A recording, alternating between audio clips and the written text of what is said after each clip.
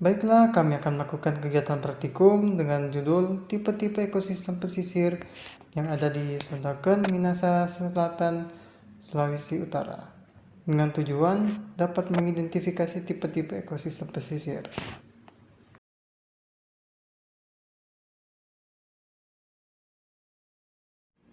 Ekosistem pesisir adalah ekosistem yang memisahkan terestrial dan lautan.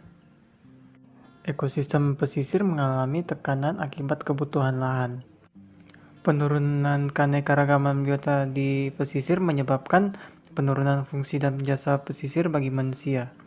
Database keanekaragaman biota pesisir penting agar mahasiswa itu dapat memahami bagaimana berbagai organisme yang ada di pesisir itu. Adanya keberagaman tipe ekosistem baik ekosistem alam maupun buatan yang saling berinteraksi antara satu dengan yang lainnya dan sangat berpengaruh ekosistem lautan terutama bagi pulau-pulau yang mempunyai sungai-sungai dalam suatu kawasan daerah aliran sungai.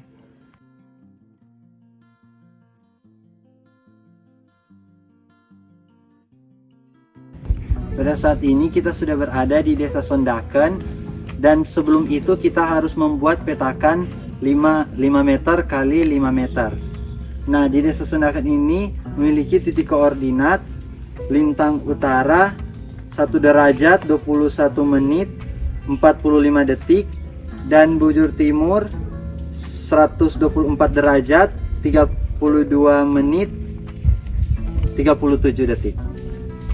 Nah, kita akan membuat petakan 5 kali 5 meter dengan kriteria vegetasi dengan tinggi vegetasi di atas 1,5 meter dan diameter batang kurang dari 10 cm.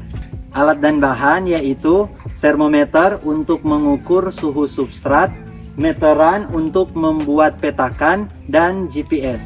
Saat ini kita akan mengukur sifat fisik dan kimia yang ada di tempat ini. Nah, kita akan mengukur suhu substrat. Untuk suhu substrat 30 derajat Celcius. Substrat berlumpur halus. Untuk spesies yang ditemui yaitu Rhizopora apiculata, dan untuk kelimpahannya di bagian belakang terdapat 6 individu dan di bagian depan 6 individu. Pada tabel hasil pengamatan, yang pertama yaitu faktor fisika dan kimia pada ekosistem mangrove, yaitu suhu pada kelompok 1 sampai kelompok 3 sama yaitu 30 derajat Celcius. Dan yang kedua jenis substrat dari kelompok 1 sampai kelompok 3 sama yaitu berlumpur. Pada petakan 5 meter kali 5 meter pada kelompok 1 sampai kelompok 3 terdapat satu spesies yaitu Rhizopora apiculata. Pada kelompok 1 terdapat 12 individu, kelompok 2 9 individu dan kelompok 3 20 individu. Dengan rata-rata 13,67, KM 5466,67, KR 100, FM 1,00, FR 100, INP 200, PI 1, LNPI 0, ILNP 0.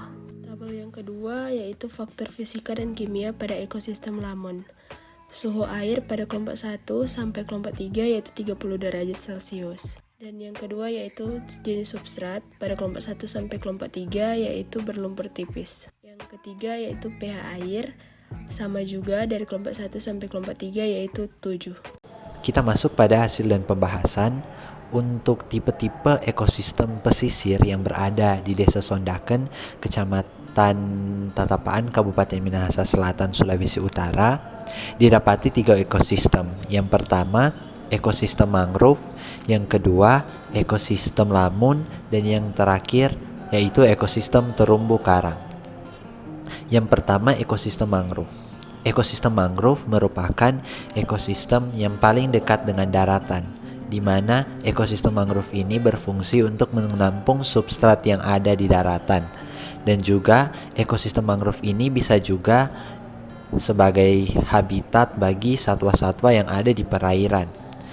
Dan untuk jenis-jenis mangrove yang ada di Desa Sondaken yaitu terdapat 14 jenis mangrove, dan untuk yang paling banyak di Desa Sondaken itu adalah mangrove Rhizopora apiculata. Selanjutnya ekosistem yang kedua yaitu ekosistem lamun. Untuk ekosistem lamun ini berada di depan mangrove yang memiliki juga fungsi yang sama, yaitu untuk menghalau substrat agar tidak terkena langsung kepada ekosistem terumbu karang. Dan untuk ekosistem lamun yang ada di Desa Sondaken berdasarkan pengamatan didapati yaitu jenis-jenisnya Enhalus sp, yang dimana Enhalus ini merupakan tumbuhan akuatik yang dapat berfotosintesis. Selanjutnya yaitu ekosistem terumbu karang. Untuk ekosistem terumbu karang kami belum sempat melihatnya secara langsung karena air sedang pasang. Oleh karena itu dapat dilakukan studi literatur tentang ekosistem terumbu karang itu sendiri. Nah, untuk ekosistem terumbu karang berada di paling depan yang berhadapan langsung dengan lautan luas, karena ekosistem terumbu karang ini hanya bisa hidup di perairan yang cerah yang tidak memiliki substrat-substrat, karena ekosistem terumbu karang ini berasosiasi dengan alga zooxanthellae, yang dimana alga ini apabila terkena atau bersentuhan langsung dengan substrat berlumpur, maka alga tersebut akan mati sehingga karang juga tersebut akan mati. Berdasarkan kesimpulan, terdapat 3 ekosistem, yaitu ekosistem mangrove, ekosistem lamun, dan ekosistem terumbu karang. Ekosistem mangrove merupakan ekosistem yang paling dekat dengan daratan, yang dimana ekosistem mangrove berfungsi untuk menampung substrat. Untuk ekosistem lamun merupakan ekosistem yang berada di depan mangrove yang memiliki fungsi juga untuk menampung substrat yang ada, sehingga tidak ada substrat berupa lumpur yang menuju ke ekosistem terumbu karang. Untuk ekosistem terumbu karang merupakan ekosistem yang langsung menghadap langsung ke lautan, dan juga ekosistem terumbu karang yang berada pada perairan yang jernih. Terima kasih, dan demikianlah dari kelompok 1.